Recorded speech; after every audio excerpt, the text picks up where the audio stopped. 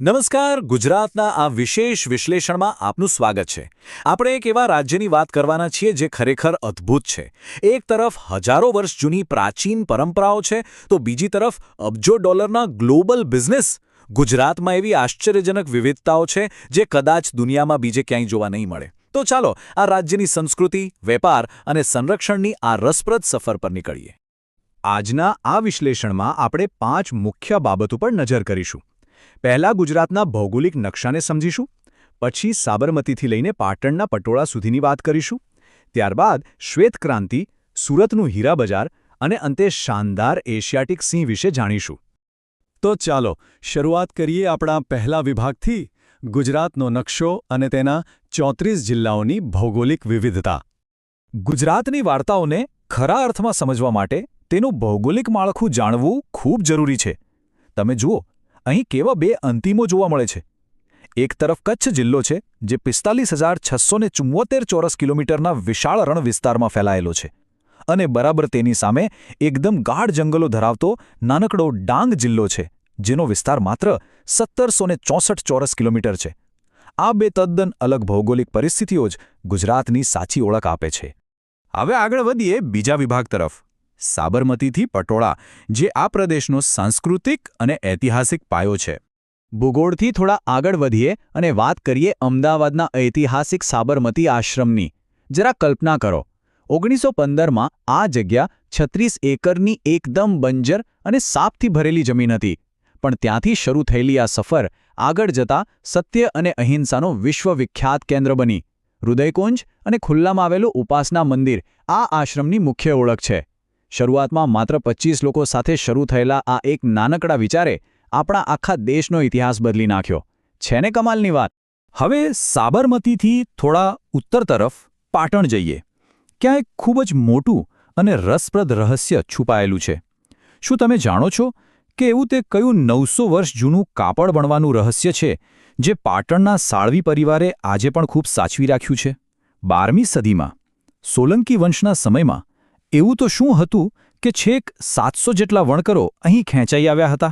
એનો સીધો જવાબ છે ડબલ ઇકત, પટોળા વણાટની અદ્ભુત ટેકનિક. આ કોઈ સામાન્ય કાપડ બિલકુલ નથી. આમાં ઊભા અને આડા બંને દોરાઓને ગણિતની એકદમ સચોટ ગણતરી સાથે બાંધીને નેચરલ કલરથી રંગવામાં આવે છે. તમને જાણીને કદાચ નવાઈ લાગશે, પણ બંને બાજુ પહેરી શકાય તેવી આ એક સિલ્ક સાડી બનાવવામાં આખું 1 વર્ષ લાગી શકે છે. ખરેખર આ માત્ર કાપડ નથી, આ એક વણાયેલો ઐતિહાસિક વારસો છે. ચાલો હવે પહોંચીએ આપણા ત્રીજા વિભાગ પર, શ્વેત ક્રાંતિ, જેણે પાયાની ખેતી અને પશુપાલનમાં આખી સિસ્ટમ જ બદલી નાખી. વાત છે વર્ષ 1946ની. એ સમયે વચેટિયાઓના શોષણથી કંટાળીને સામાન્ય ખેડૂતોએ એક મોટા પરિવર્તનનું નક્કી કર્યું. તેમણે પોલ્સન ડેરીની મોનોપોલી તોડવા માટે એકતા બતાવી. ત્રિભુવનદાસ પટેલના નેતૃત્વમાં ખેડૂતોએ ભેગા મળીને જે નાનકડી સહકારી મંડળી બનાવીને તે આજે આપણે સૌ અમૂલ તરીકે ઓળખીએ છીએ. બસ આ જ એ ચિનગારી હતી જેણે ભારતની શ્વેત ક્રાંતિનો પાયો નાખ્યો અને ભારતને દુનિયાનો સૌથી મોટો દૂધ ઉત્પાદક દેશ બનાવ્યો. હવે આટલી મોટી સફળતા પાછળનું સિક્રેટ શું છે? તે છે આણંદ પેટર્નનું 3 સ્તરીય બુદ્ધિશાળી માળખું. આ સિસ્ટમ બહુ જ રસપ્રદ છે. સૌથી પહેલાં ગામડાના સ્તરે સીધા ખેડૂતો પાસેથી દૂધ એકત્ર થાય છે. પછી જિલ્લા કક્ષાએ યુનિયન દ્વારા તેના પર પ્રક્રિયા થાય છે, અને છેલ્લે રાજ્ય કક્ષાએ ફેડરેશન તેનું માર્કેટિંગ અને ડિસ્ટ્રીબ્યુશન સંભાળે છે. અત્યારે આ જ મજબૂત વ્યવસ્થા 36 લાખ જેટલા દૂધ ઉત્પાદકોને એકસાથે જોડીને અત્યંત કાર્યક્ષમ રીતે કામ કરી રહી છે. હવે વાત કરીએ એકદમ અલગ જ વિષયની. વિભાગ 4, હીરા બજાર અને વૈશ્વિક લક્ઝરી માર્કેટ પર ગુજરાતનું પ્રભુત્વ. દક્ષિણ ગુજરાતના ધમધમતા ઔદ્યોગિક શહેરો તરફ જઈએ ત્યારે એક બહુ મોટો પ્રશ્ન થાય. પાયાની ખેતી અને દૂધ ઉત્પાદન પર જે રાજ્યનો વિકાસ થયો છે, તે અચાનક અબજો ડોલરના વૈશ્વિક લક્ઝરી માર્કેટને કેવી રીતે કંટ્રોલ કરી શકે? સુરતની હીરા ઘસવાની કળા હવે દુનિયાભરમાં હીરાના ભાવો નક્કી કરવાની સત્તા કેવી રીતે બની ગઈ છે? આ આંકડો જરા ધ્યાનથી સાંભળજો. 75 અબજ ડોલર.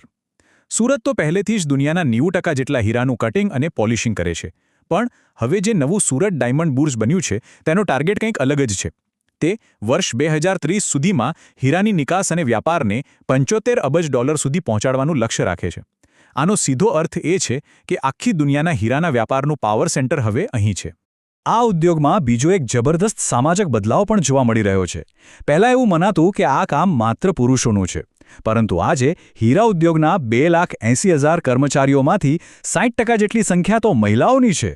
હા, બરાબર સાંભળ્યું, 60%. આ આંકડો દર્શાવે છે કે આર્થિક વિકાસની સાથે સાથે અહીં વુમન એમ્પાવરમેન્ટ એટલે કે મહિલા સશક્તિકરણની એક નવી જ વ્યાખ્યા લખાઈ રહી છે. અને હવે આપણા વિશ્લેષણનો છેલ્લો પડાવ, વિભાગ 5, એશિયાટિક સિંહ, આપણા અણમોલ પ્રાકૃતિક વારસાનું રક્ષણ. હીરા બજારની ઝાકઝમાળ છોડીને હવે સૌરાષ્ટ્રના ગાઢ જંગલોમાં જઈએ. એક તરફ રાજ્યમાં ઝડપી ઔદ્યોગિકીકરણ થઈ રહ્યું છે, તો બીજી તરફ પ્રકૃતિનું પણ એટલું જ જતન થઈ રહ્યું છે. 16મી એશિયાટિક સિંહ વસ્તી ગણતરી એ માત્ર આંકડાની રમત નથી, પરંતુ તે વન્યજીવ સંરક્ષણ પ્રત્યેની પ્રતિબદ્ધતાનો એક બહુ મોટો અને ઐતિહાસિક પુરાવો છે. આ આખી પ્રક્રિયાનો સ્કેલ અને આયોજન ખરેખર જોવા જેવું છે. મે 2025માં માત્ર 4 જ દિવસની અંદર 3,200થી વધુ લોકોની એક મોટી ટીમે 35,000 ચોરસ કિલોમીટરના વિશાળ જંગલ વિસ્તારનું સઘન સર્વેક્ષણ કર્યું. આ માટે ડાયરેક્ટ બીટ વેરિફિકેશન નામની સાયન્ટિફિક પદ્ધતિનો ઉપયોગ કરવામાં આવ્યો.